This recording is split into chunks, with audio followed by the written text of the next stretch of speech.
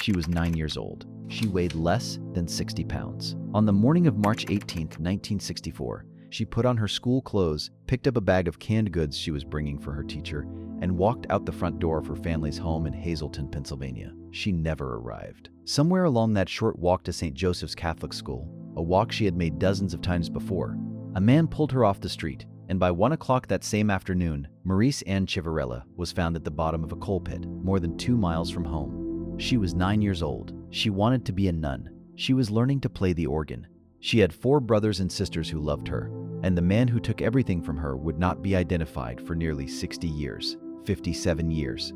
Over 230 investigators, more than 4,500 pages of records, generations of Pennsylvania State Police troopers who passed her file forward with the same unspoken message: don't stop, don't give up, find him. And then, in one of the most extraordinary twists in modern cold case history, a 20-year-old college student, sitting at his laptop, cracked open the answer that had eluded law enforcement for nearly 6 decades. This is the story of Marise Ann Chiverella, a little girl who left home one Wednesday morning carrying canned goods for her teacher and never came back.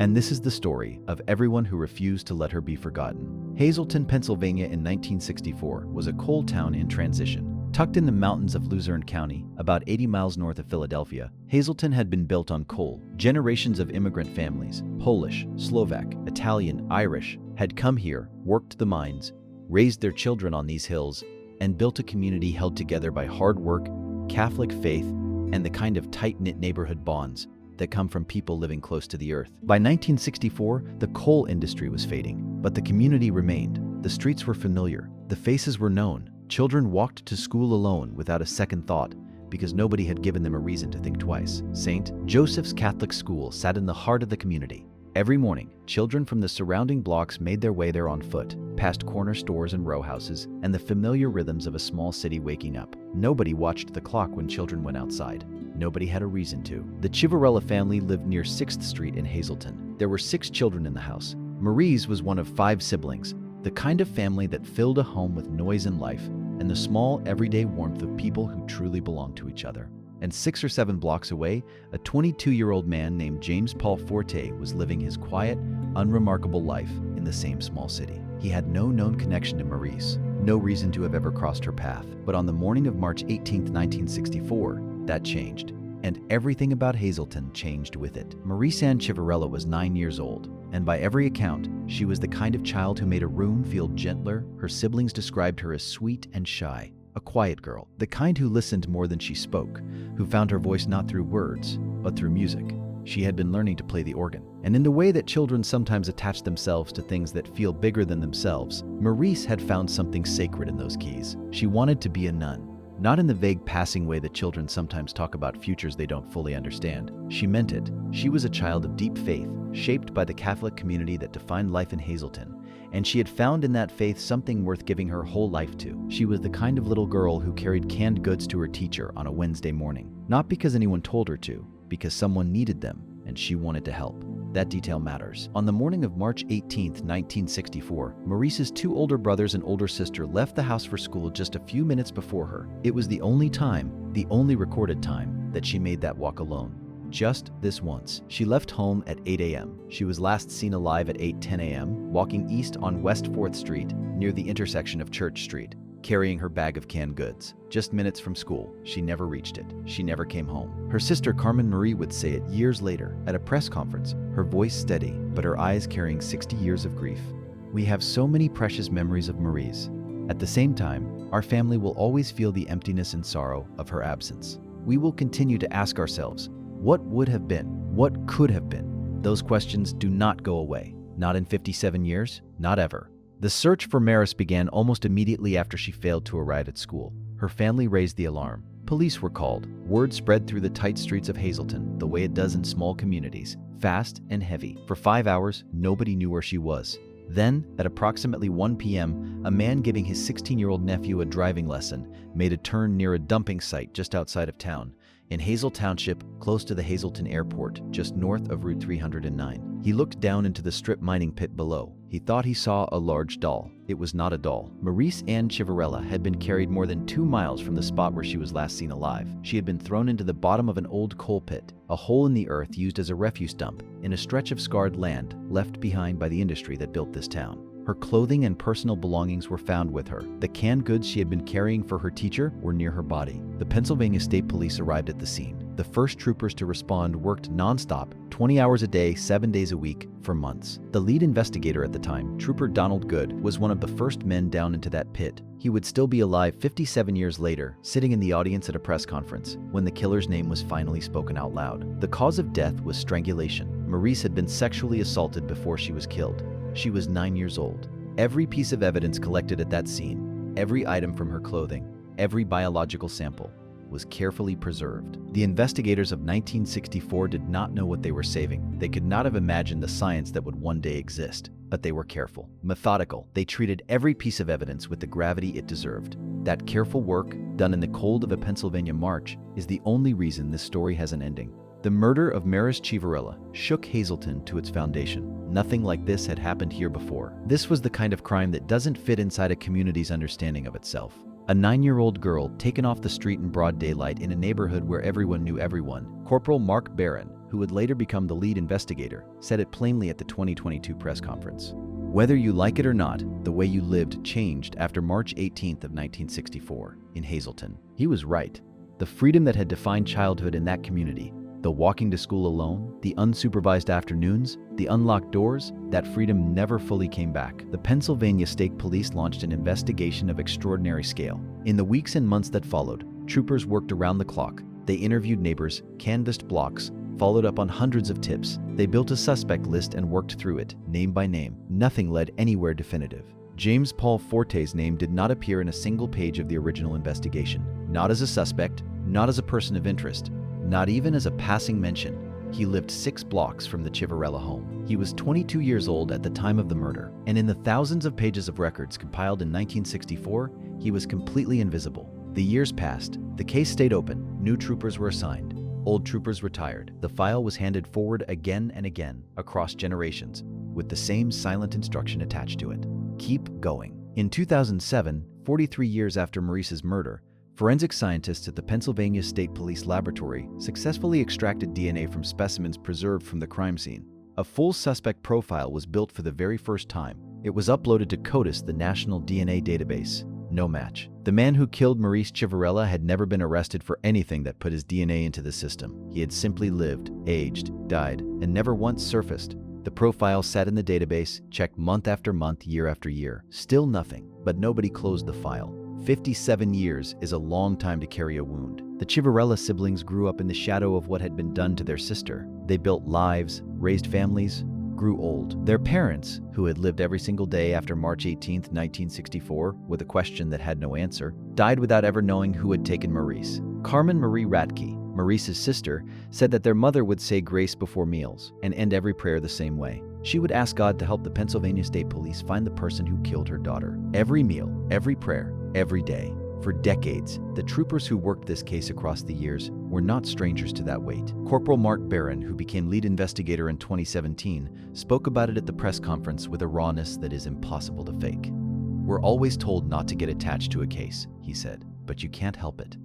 This is Marise's story. Over 230 members of the Pennsylvania State Police were involved in the investigation at one point or another, across 57 years. More than 4,500 pages of records were compiled, and still, nothing. Then in 2018, investigators sent the DNA profile to a consumer ancestry genealogy database, the same kind of platform where millions of ordinary people upload their genetic results to trace family histories. The idea was to find a distant relative of the unknown killer, someone who shared enough DNA to point toward a family. A match came back, distant, a possible 6th cousin of the suspect.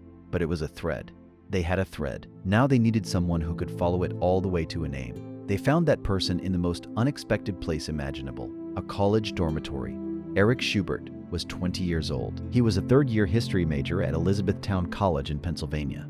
He was not a detective. He was not a forensic scientist. He had no badge, no clearance, no law enforcement training of any kind. What he had was a gift for genealogy. Schubert had developed a deep interest in genetic genealogy. As a young boy, the kind of childhood fascination that some people grow out of and others grow into. By college, he was already skilled enough that other police agencies had reached out to him for help with their cold cases. In 2020, he came across the story of Marise Ann Chiverella. "I was just reading how heinous and how terrible of a crime it was," he said later. "It just really struck me. And I knew, if I could, I really wanted to help." He contacted the Pennsylvania State Police and volunteered. They said yes. What followed was, by Schubert's own words, the hardest work he had ever done in his life. He took that distant DNA match, that sixth cousin, and began building a family tree, backwards and forwards, branch by branch, generation by generation. He was looking for a point where all the branches converged on someone who fit, male, from the Hazleton area, the right age in 1964. The investigation had also used DNA phenotyping technology provided by Parabon Nanolabs to generate composite images of what the suspect might have looked like at 25, 40, and 60 years old. Those images had been released publicly in 2019. Nothing definitive came from them, but they helped narrow the field. Schubert worked for months. He built trees. He checked records. He eliminated. He narrowed. And eventually the tree pointed toward 4 individuals. One of them had been arrested in 1974, a full decade after Marise's murder, for a violent sexual assault against a woman. He took a plea deal. He was convicted not of rape, but of the lesser charge of aggravated assault. He was sentenced to 1 year of probation, 1 year, for a violent sexual assault. His name was James Paul Forte. Forte had died in 1980 of a heart attack at just 38 years old. He had never been married. He had no children. He had spent his entire life in Hazleton as a bartender and bar supply salesman. 6 blocks from the Chiverella home. In 57 years of investigation, his name had never appeared in a single police record connected to Marise's case. Not once. He had been right there the whole time, on the same streets, in the same city, breathing the same air as the family whose daughter he had destroyed. And nobody had ever looked at him. To confirm what the genealogy was pointing toward, investigators needed one final step.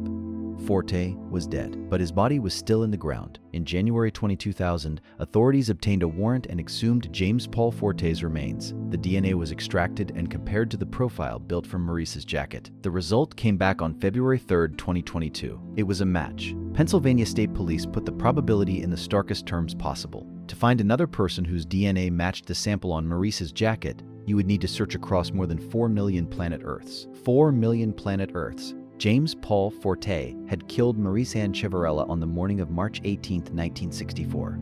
The case was solved. James Paul Forte was born in Hazleton in 1941. He lived there his entire life. He died there in 1980 at only 38 years old. He was local, familiar, a face on the street that nobody looked at twice. He worked as a bartender, he sold bar supplies, he moved through the community quietly and unremarkably, completely invisible to the investigation that had been running alongside his life for 16 years before he died. But beneath that surface, the record tells a different story. In 1974, 10 years after Marise's murder, Forte was arrested for a violent sexual assault against a woman. He took a plea. He was convicted of aggravated assault. He was sentenced to 1 year of probation. He served no prison time. He returned to his life. He continued to walk those same streets, past the same neighborhoods where the Chiverella family still lived, where siblings still grieved their sister, where parents still ended every prayer with the same desperate request. And in 1978, Hazleton police arrested him again on charges of endangering another person and harassment. He died 2 years later, May 1980.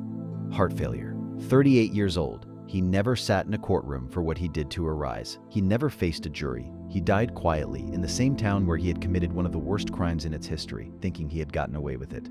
He had gotten away with it for 57 years, but he could not take back the DNA he had left on a 9-year-old girl's jacket on a cold March morning in 1964. That evidence had been preserved. It had waited, and when the science finally existed to read what it had been saying all along, it spoke with a certainty that no amount of time could erase. On February 10, 2022, Pennsylvania State Police Lieutenant Devin Bertosky stood at a podium in Hazleton and spoke the name that 57 years of investigation had been chasing.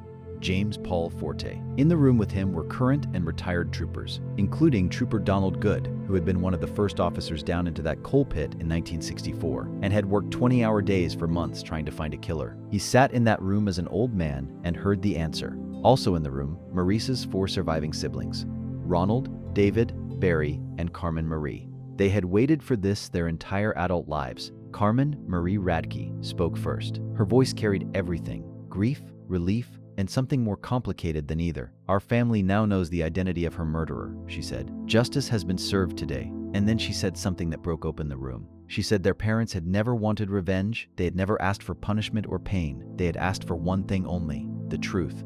A name attached to what had been done to their daughter. Thanks to the Pennsylvania State Police, justice has been served today. Her brother Ronald added his own words. No full closure. We'll never have that. But a sense of closure. We know the individual that did it. And the individual is not out there committing the same crime and hurting other young girls like Marise. Eric Schubert also stood at that podium. 20 years old, a history major who had taught himself genealogy as a boy and had spent months of his life following a thread of DNA through generations of family trees until it led to a dead man's name. This was probably the hardest thing I've ever done in my entire life, he said. And it means so much to me that I was able to provide answers to the Chiverella family. Corporal Mark Barron, the lead investigator who had carried this case since 2017, was visibly emotional. Even though we couldn't bring charges against Mr. Forte, he said, his voice unsteady, I hope that this brings some type of closure for your family. I really do. There would be no trial, no sentencing, no courtroom. James Paul Forte had died in 1980 and taken his freedom from legal accountability with him. The law had no reach left over him, but his name was now permanently, officially, on the record. Attached to what he had done, that is not nothing. Marise Ann Chiverella was 9 years old. She was learning to play the organ. She wanted to give her life to God. She carried canned goods to her teacher on a Wednesday morning because someone needed them, and she wanted to help. And on the morning of March 18, 1964, a man who lived 6 blocks away pulled her off a street she had walked dozens of times before, and ended everything she was and everything she would ever become. Her parents prayed for justice at every meal for the rest of their lives. They died without it. Her siblings carried the weight of her absence for almost 60 years. They sat in that press conference room as older adults, with grandchildren of their own, with full lives built in the shadow of what they had lost. And they finally heard a name. The Pennsylvania State Police was founded in 1905. Lieutenant Brutowski noted that for over half of the department's entire existence, this case had been open. Over 230 officers had touched this file at some point. More than 4,500 pages of records. Generations of investigators who handed the folder forward and said, keep going. The last generation did not give up, and then a 20-year-old college student with a laptop and a gift that had started as a childhood hobby sat down and did what decades of traditional police work had not been able to do. He followed a thread of DNA through generations of a family tree until it pointed to a bartender from Hazleton who had died in 1980, believing he had escaped forever. He had escaped for 57 years.